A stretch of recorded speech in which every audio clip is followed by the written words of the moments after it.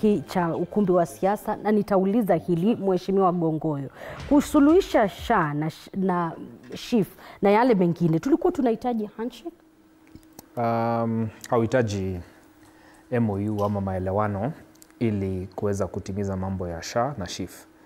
Ya kwanza ni unafiki kwa rais na kiongozi wa upinzani Raila Odinga kusema kwamba lazima waandike MOU ndio mashida ya Kenya yaishi. SHA na SHIF, shida ya SHA iko wapi? Number one, pesa haitoshi mpango ule ambao wako nao. Mmechukua pesa kwa wafanyikazi, pesa ambayo mnakata ya SHA na SHIF, lakini kuna kiwango ambacho kinafaa kutolewa na serikali ya Jamhuri ya Kenya. Inahitaji about 34 billion. Unaongezea na deductions. Kisha unapata sasa 100% kwa zile pesa ambazo zinahitajika. Tukizungumza sasa hivi, watu wengi ambao wanakatwa hizo pesa hawezi kupata matibabu, wale wanakatwa. Wacha wale wanalipiwa sasa na serikali. Na huu ni mpango ambao haukuwa kamilifu. Wangechukua counties kama 5 kwa mfano, waone namna jinsi ambavyo itaweza kufanya. Wachukue county ambazo ziko na idadi ya watu wengi kama Nairobi hivi, alafu wachukue county ambazo ziko na watu wachache. Ukishafanya huo mfano na uone unatimiza kazi vizuri, basi unafanya roll out nationwide. Sasa hivi walitoka kwa mpango ule wa NHIF. Kama ingelikuwa ni mimi, tungeendelea na huo mpango. Ukiangalia kama mpango wa SHA utaweza kufanya kazi. Lakini sasa ukileta Raila Odinga na useme sasa tumepata suluhisho kwa sababu mashida ya Kenya yanahitaji watu wawili kuzungumza, basi inamaanisha kuna unafiki. Mheshimiwa Nabii alikuwa anasema tukiwa mapumzikoni kwamba ana namna ambavyo anajua kupitia huu mpango wa ushirikiano mambo yatakuwa tofauti. Unajua kwanza huyu Ngogoyo ambaye anaongea hapa ndio walikuwa wenye hii mpango by the way.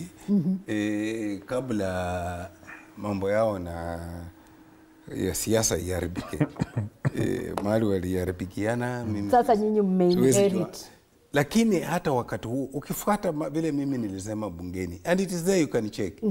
Niliwaambia kwamba hamuwezi tumia mshahara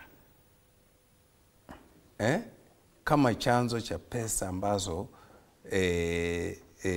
zita elekeza kulipia matibabu ya universal health care. Yes. Na nikawaambia duniani kote ambapo kuna mpango wa universal health care, fedha hutengwa katika bajeti kwa njia nyingine na serikali kuu. Hizo fedha zinatoka mahali ambapo kila mmoja anajihisi amechangia.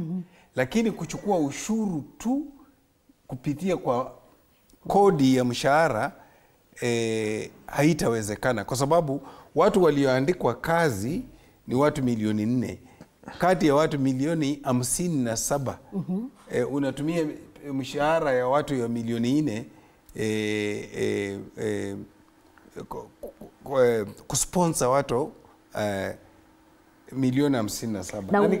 Na nikasema ni nini inatakikana kufanywa ili fedha, because mwananchi wa kawaida jua kali, niliwaambia na wamewajionea, haitakuwa rahisi alipe hizi fedha. Unaamini masuala ambayo unayazungumzia na ambayo unasema yapo katika upande wenu wa ODM tunazungumza, yakifika hapa mbele yatakuwa yatazungumzwa because hakuna njia nyingine dadangu.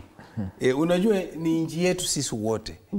Na mahali tuko ni mtu yoyote ambayo ana mawazo ambayo inaweza kutukwamua kwa haya mambo ya SHA, atukwamue. Na mimi nimependekeza mambo mawili. Jambo la kwanza ambalo nimependekeza ni kwamba ni ushuru wa aina gani unaweza muhusu kila mtu bila maumivu yoyote. Jinsi vile mnavyochukua pesa kupitia kwa mafuta kuweka kwa barabara, chukueni pesa kwa mafuta. Wacha na mambo ya kusema watu wanaolipa mshahara peke yao. Weka pesa kwa fuel levy. Weka shilingi 2 ama 1.5. you will raise enough money ya kuweka kwa Natumai hii. mambo ambayo unayazungumzia yatakuwa adapted na wale leaders wawili ambao wanaendesha wakati huu serikali ya Brody. Unajua pia ninashangaa sana. Mambo mengi ni watu wanayatengeneza ndio yanakuja kwa viongozi. Okay. Yeye sio ati kiongozi anaamka tu na ako na mambo yake. Wakati